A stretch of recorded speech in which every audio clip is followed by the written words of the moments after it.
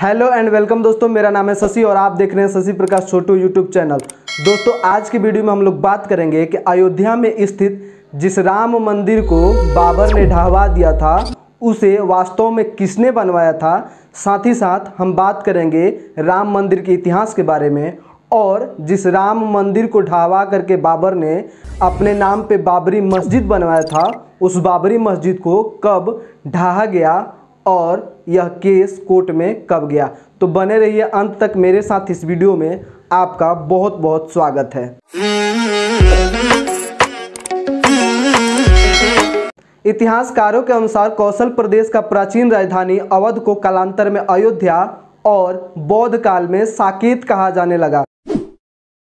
अयोध्या मूल रूप से मंदिरों का शहर है जहां हिंदू, बौद्ध एवं जैन धर्म के कई मंदिरों के अवशेष अभी भी प्राप्त होते हैं या मिलते हैं। जैन मत के अनुसार यहां आदिनाथ सहित 5 तीर्थंकरों का जन्म हुआ था। बौद्ध मत के अनुसार यहां भगवान बुद्ध ने कुछ माह विहार किया था, अर्थात यहां रुके थे। अयोध्या को भगवान राम के पूर्वज विवस्वत मनु ने बसाया था जो भगवान सूर्य के पुत्र थे। तभी से इस नगरी पर सूर्यवंशी राजाओं का राज महाभारत काल तक रहा। यहीं पर प्रभु श्री राम का जन्म महाराजा दशरथ के यहाँ महल में हुआ था। महर्षि वाल्मीकि ने भी रामायण में जन्मभूमि की शोभा एवं महत्ता की तुलना इंद्रलोक से की है। धन्य धान व रत्नों से भरी हुई अयोध्या नगरी की अतुलनीय छटा एवं गगनचुंबी इमारतों के अयोध्या नगरी में होने का वर्णन वाल्मीकि रामायण में मिलता है। कहते हैं कि रावण का वध करने के पश्चात भगवान राम इस अयोध्या पर कई वर्षों तक राज किए। उसके बाद जल समाधि लेने के पश्चात वह क्षीर सागर में नारायण का रूप लेकर चले गए। भगवान राम के चले जाने के पश्चात यह अयोध्या नगरी बंजर सी अर्थात उजड़ सी हो गई थी, लेकिन उनके जन्मभूमि पर बना महल वैसे का वैसा ही रहा। इसके बाद भगवान राम के चले जाने के बाद इनके 44 पीढ़ियों तक सूर्यवंशी राजाओं ने महाभारत काल तक इस अयोध्या पर राज किया और महाभारत काल के दौरान सूर्यवंश के आखिरी राजा बृहबदल की हत्या या देहांत महाभारत के अभिमन्यु के हाथों हो गया था, जिसके बाद यह अयोध्या नगरी उजड़ सी हो गई थी, लेकिन श्री राम जन्मभूमि का अस्तित्व फिर भी बना रहा। इसके बाद यह उल्लेख मिलता है कि उज्जैन के चक्रवर्ती सम्राट विक्रमादित्य एक दिन आखेट पर निकले। आखेट करते करते अयोध्या पहुंच गए। थकान होने के कारण अयोध्या में सरयू नदी के किनारे एक आम के वृक्ष के नीचे वे अपनी सेना सहित आराम करने लगे। उस समय यहाँ घना जंगल हो चला था, कोई बसावट भी यहाँ नहीं थी। महाराजा विक्रमादित्य को इस भूमि में कुछ चमत्कार दिखाई देने लगे। तब उन्होंने खोज आरंभ की और आसपास के योगी और संतों की कृपा से उन्हें यह ज्ञान हुआ कि यह श्री राम की अवध भूमि है, अर्थात यहाँ ही भगवान श्री राम का जन्म हुआ था। उन संतों के निर्देश से सम्राट ने यहाँ एक भव्य मंदिर के साथ कूप, सरोवर, महल आदि बनवाए।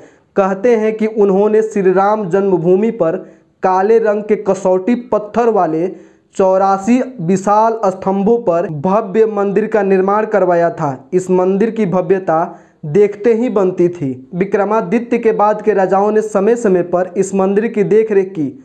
उन्हीं में से एक शुंग वंश के प्रथम शासक पुष्यमित्र शुंग ने भी इस मंदिर का जीर्णोद्धार कराया था।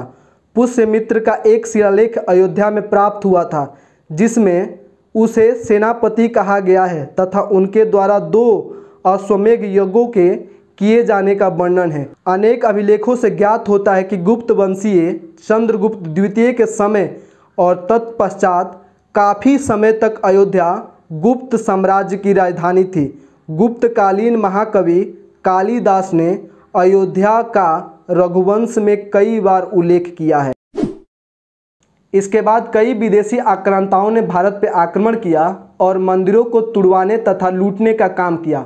उसी आक्रांताओं में से एक क्रूर और निर्दयी बाबर ने राम जन्मभूमि पर स्थित भव्य मंदिर को तुड़वाने का अभियान चलाया और 1525 ईस्वी में उसने राम जन्मभूमि पर स्थित भव्य राम मंदिर को तुड़वा दिया और 1527 से 1528 के बीच वहां एक मस्जिद का निर्माण कराया जिसे बाबरी मस्जिद का नाम दिया गया। इसके बाद कई हिंदू राजाओं ने भगवान राम के इस मंदिर के लिए बाबर से युद्ध लड़ा और समय दर समय हारते चले गए। इतना ही नहीं, हिंदू संप्रदाय और मुस्लिम संप्रदाय के बीच कई सालों तक दंगे हुए और कोर्ट में केस चलता रहा। आखिरकार 6 दिसंबर 1992 को राम भक्तों ने और कार सेवकों ने मिलकर रातों रात इस बाबरी मस्जिद को ढा दिया और वहां सबूत के तौर पर बाबरी मस्जिद का एक ईंट भी नहीं मिला। तो ये थी भगवान राम के जन्मभूमि पर बने राम मंदिर का इतिहास और बाबरी मस्जिद का ढहाने का इतिहास। इसके आगे की कहानी हम अगले वीडियो में जारी रखेंगे। आज के लिए इतना ही। यदि यह वीडियो आपको अच्छा लगा हो तो लाइक कीजिए, शेयर कीजिए और कमेंट में जय श्री राम लिखिए। यदि इस चैनल पर पहली बार आए हैं तो चैनल को सब्सक्राइब कीजिए। जय हिंद, वंदे मातरम।